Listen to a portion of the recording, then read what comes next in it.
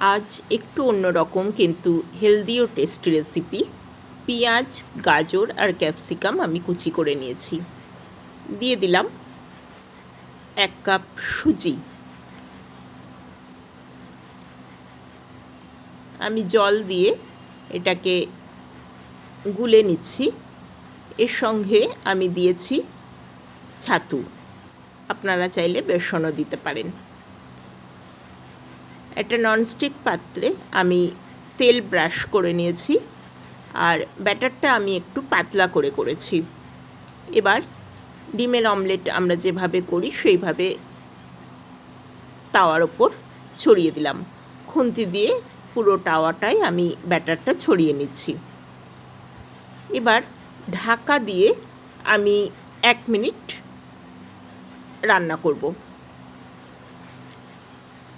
1 minute পরে ঢাকনা খুললে দেখবেন সাইড থেকে তেল ছাড়তে শুরু করেছে এবং ওপরের অংশটা কিছুটা শুকনো হয়ে আসছে। শুকনো হয়ে গেলে তারপর একটা সাইড থেকে তুলে আপনারা ভাঁজ করে দেবেন। প্রথম 2-1টা হয়তো একটু সমস্যা করতে পারে, তবে তারপর আপনারা ইজিলি তুলে নিতে পারবেন। আমি এটা রায়তার সাথে সার্ভ করেছি। সাথে দিয়েছি কিছুটা গাজর, লঙ্কা কুচি